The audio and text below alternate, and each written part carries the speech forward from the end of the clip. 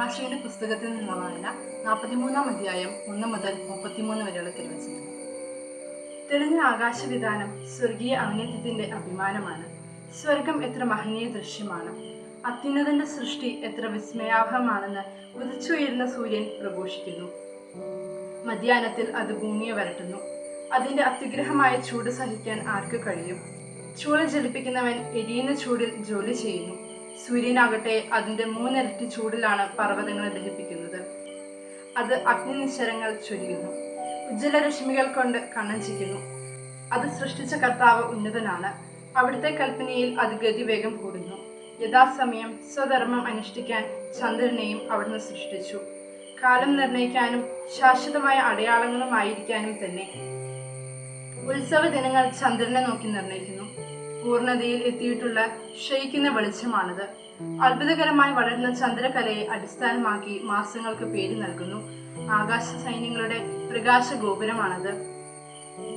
നക്ഷത്രങ്ങളുടെ ശോഭ ആകാശത്തിന്റെ സൗന്ദര്യമാകുന്നു. കർത്താവിന്റെ ഉന്നതങ്ങളിൽ മിന്നിത്തിളങ്ങുന്ന അലങ്കാരനായിരിക്കും. പരിശുദ്ധന്റെ കൽപ്പനയാൽ അവ യഥാസ്ഥാനം നിലകൊള്ളുന്നു. അവ ഒരിക്കലും കണ്ണു ചിമ്മുന്നില്ല. ശോഭയാൽ അഴകുറ്റ മഴവില്ലിനെ നോക്കി അതിന്റെ സൃഷ്ടാവിനെ സ്തുതിക്കുവിൻ. മനോഹരമായ ചാപം കൊണ്ട് അത് ആകാശത്തെ വലയം ചെയ്യുന്നു. അത്യുന്നതന്റെ കരങ്ങളാണ് അത് കുലച്ചിരിക്കുന്നത്. അവിടുന്ന് തന്റെ കൽപ്പനയാൽ ഹിമവാദം അയക്കുന്നു. തന്റെ വിധിയുടെ മിന്നൽ പിണരുകളെ ത്വരിപ്പിക്കുന്നു. അങ്ങനെ സംഭരണശാലകൾ തുറന്ന് മേഘങ്ങൾ പക്ഷികളെ പോലെ പറക്കുന്നു. തന്റെ മഹത്വത്താൽ അവിടുന്ന് മേഘങ്ങളെ ഒരുമിച്ച് കൂട്ടി ആലിപ്പഴങ്ങളായി നുറുക്കുന്നു. അവിടുന്ന് പ്രത്യക്ഷപ്പെടുമ്പോൾ പർവ്വതങ്ങൾ വിറകൊള്ളുന്നു. അവിടുന്ന് ഇച്ഛിക്കുമ്പോൾ തെക്കൻ കാറ്റ് വീശുന്നു. മേഘഗർജം കൊണ്ട് അവിടുന്ന് ഭൂമിയെ ശാസിക്കുന്നു.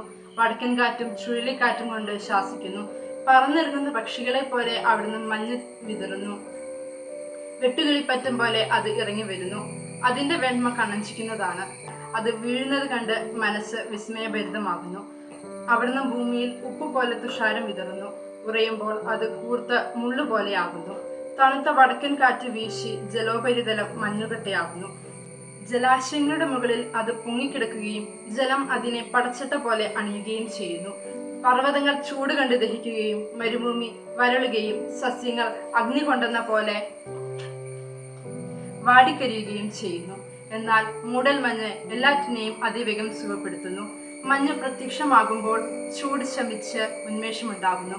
അത്യാഘാതത്തെ നിശ്ചലമാക്കി അതിൽ ദ്വീപുകൾ പ്രതിഷ്ഠിച്ച് അവിടുത്തെ നിശ്ചയമാണ്. സമുദ്രസഞ്ചാരികൾ അതിലെ അപകടങ്ങളെപ്പറ്റി സംസാരിക്കുന്നു. നാം അത് കേട്ട് വിസ്മയിക്കുന്നു. അസാധാരണവും അത്ഭുതകരവുമായ സൃഷ്ടികൾ അതിലുണ്ട്. എല്ലാത്തരം ജീവജാലങ്ങളും അതികായങ്ങളായ സമുദ്രസത്വങ്ങളും അതിലുണ്ട്. സ്വന്തം ശക്തിയാൽ അവിടുന്ന് ലക്ഷ്യം പ്രാപിക്കുന്നു. അവിടുത്തെ വചനത്താൽ എല്ലാം നിശ്ചിത മാർഗത്തിൽ ചരിക്കുന്നു. എത്ര പറഞ്ഞാലും മുഴുവനാകുകയില്ല. എല്ലാറ്റിനെയും സാരമാണ്. അവിടുന്നാണ് സർവവും. അവിടുത്തെ പ്രകീർത്തിക്കാൻ എവിടെ നിന്നാണ് നമുക്ക് ശക്തി ലഭിക്കുക? എല്ലാ സൃഷ്ടികളെയും കാൾ അവിടുന്ന് ഉന്നതമാണ്. കർത്താവ് ഭയവും ഭക്തിയും ജനിപ്പിക്കുന്നു. അവിടുന്ന് അത്യുന്നതനും അവിടുത്തെ ശക്തി അത്ഭുതകരവുമാണ്. എല്ലാ കഴിവും ഉപയോഗിച്ച് കർത്താവിനെ സ്തുതിക്കുവിൻ. അവിടുന്ന് അതിനും ഉപരിയാണ്. സർവശക്തിയോടും കൂടെ അവിടുന്ന് പുകഴ്ത്തുവിൻ. തളർന്നു പോകരുത്. എത്ര പുകഴ്ത്തിയാലും പരിധിയിൽ എത്തുകയില്ല. ആര് അവിടുത്തെ കണ്ടിട്ടുണ്ട്? ആർക്ക് അവിടുത്തെ വർണ്ണിക്കാൻ കഴിയും? ആർക്ക് അവിടുത്തെ വേണ്ടവിധം പുകഴ്ത്താൻ കഴിയും? ഇവയേക്കാൾ മഹത്തായ നിരവധി കാര്യങ്ങൾ നമുക്ക് ജ്ഞാതമായി വർത്തിക്കുന്നു. അവിടുത്തെ ഏതാനും സൃഷ്ടികൾ മാത്രമേ നാം ദർശിച്ചിട്ടുള്ളൂ. എല്ലാം സൃഷ്ടിച്ചത് കർത്താവാണ്. തന്റെ ഭക്തർക്ക് അവിടുന്ന് ജ്ഞാനം പ്രദാനം ചെയ്തു. പ്രഭാഷകന്റെ പുസ്തകത്തിലെ 43-ാം അധ്യായത്തിലെ ചോദ്യോത്തരങ്ങൾ. ചോദ്യം 1. കർത്താവ് തന്റെ ഭക്തർക്ക് എന്താണ് പ്രദാനം ചെയ്യുന്നത്? ഉത്തരം: ജ്ഞാനം. ചോദ്യം 2. അത്ഭുതകരമായി വളരുന്ന ചന്ദ്രകലയെ അടിസ്ഥാനമാക്കി പേര് നൽകുന്നത് എന്തിന്? ഉത്തരം: മാസങ്ങൾക്ക്. ചോദ്യം 3. ആരുടെ ശോഭ ആകാശത്തിന്റെ സൗന്ദര്യമാകുന്നു? ഉത്തരം: നക്ഷത്രങ്ങളുടെ. ചോദ്യം 3. കർത്താവ് പ്രത്യക്ഷപ്പെടുമ്പോൾ ആരാണ് വിറകൊള്ളുന്നത്? ഉത്തരം: പർവ്വതങ്ങൾ. ചോദ്യം 5. തെളിഞ്ഞ ആകാശവിധാനം എന്തിന്റെ അഭിമാനമാണ്? ഉത്തരം: സ്വർഗീയ ഔന്നത്യത്തിന്റെ. ചോദ്യം 6.